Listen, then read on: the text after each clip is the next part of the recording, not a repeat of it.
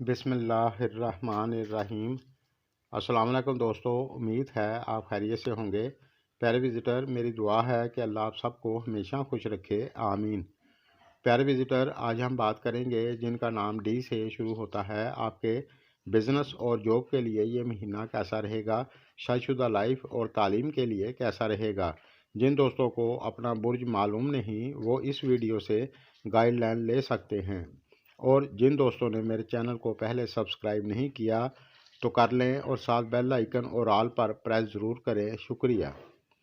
तो सबसे पहले हम बात करेंगे बिज़नेस व्यापार की। तो इस लिहाज से ये महीना आपके लिए थोड़ा सा स्लो हो सकता है। इस महीने में आप अपने बिज़नेस व्यापार पर फोकस बनाकर चलेंगे तो आपके लिए अच्छा होगा। इस महीने में आपको मेहनत थोड़ी ज़्यादा करनी पड़ेगी, फिर आपकी इनकम मुनासिब होगी। और जो लोग बैरून मुल्क से जुड़ा कोई काम करते हैं तो आपके लिए ये महीना अच्छा रहेगा। और अगर आप मकान बनाना चाहते हैं या फिर प्रॉपर्टी की ख़रीदो फरोख्त करते हैं तो 6 मार्च तक आपके लिए ठीक रहेगा।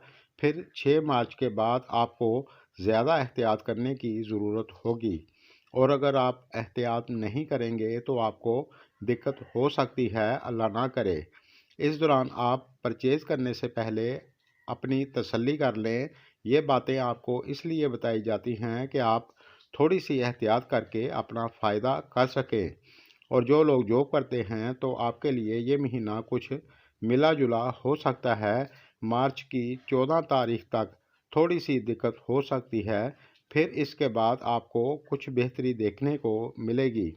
और जो लोग बैरून मुल्क में जॉब करते हैं तो आपके लिए ये महीना बेहतर रहेगा।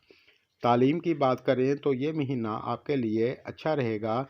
बस इस महीने में आप मन लगाकर पढ़ाई करें, लेकिन इस महीने में आप गाड़ी चलाते वक्त ध्यान से गाड़ी चलाएं। शादीशुदा लाइफ की बात करें तो इस महीने में आपका जीवन साथी अगर कोई कारोबार करता है तो उसको इस महीने में अच्छा फ़ायदा होगा। और इस महीने में आप घर की चीज़ों पर भी कुछ खर्च कर सकते हैं।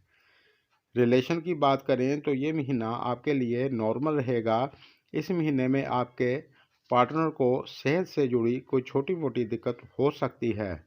सेहत की बात करें तो इस इस महीने की 14 तारीख तक थोड़ी सी दिक्कत हो सकती है, फिर इसके बाद ये महीना आपके लिए ठीक रहेगा। प्यारे विजिटर, आप हस्ब तौफीक सदका देते रहें और या अल्लाह या रहमान या रहीम का विर्द रोज़ाना एक तस्बीह कम से कम पढ़ते रहें। ऐसा करने से आपको हर चीज़ में फ़ायदा होगा। मेरी वीडियो अगर आपको पसंद आए तो लाइक ज़रूर करें, शुक्रिया।